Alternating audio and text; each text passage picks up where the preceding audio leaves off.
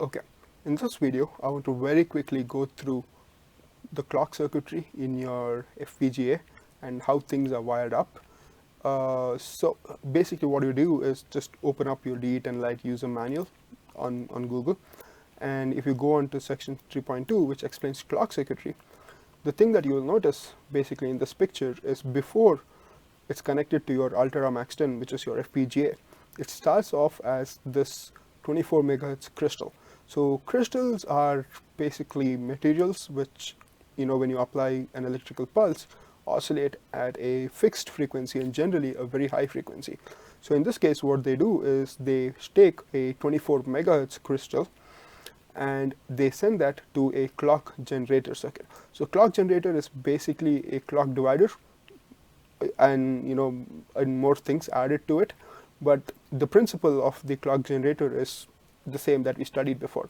And this 24 megahertz frequency, it generally starts off as a sinusoidal wave, and that is basically sent to the clock generator, which reads in that value, and it can either decide to modify it to a square wave or a triangle wave or a sawtooth wave. It all depends on the application. In this case, for the Altera, what it does is it basically sends the same 24 megahertz and it converts it to a 24 megahertz square wave. So the sine wave ends up being a square wave, which goes to the USB blaster. And if you remember, USB blaster is basically the protocol that you use to download the program onto your FPGA. Okay, so the next thing that this does is it has 4 outputs. One of it is the USB blaster 24 megahertz clock, and there's something called as an ADC. ADC stands for analog to digital converter. So this is an I/O, and if you want to read an analog input as a digital value onto your FPGA, you do something called sampling, which is basically you read it at multiple time steps. And in the case of the Altera 10, it can read it in 10 megahertz. So one 10 megahertz clock, as they say, is provided. So the sampling rate that you can use is 10 megahertz. Along with that, you can also use, there's 2 other outputs called max 10 clock 1 and max 10 clock 2, which also can be seen in this table, right? And the property of these guys is they are 50 megahertz.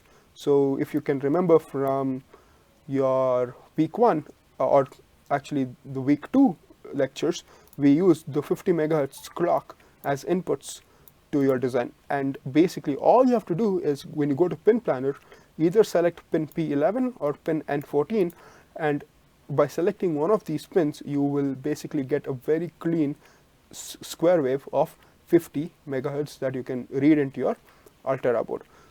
You need not know all of this, but it's good if you know, because now you know where you get this 50 megahertz from.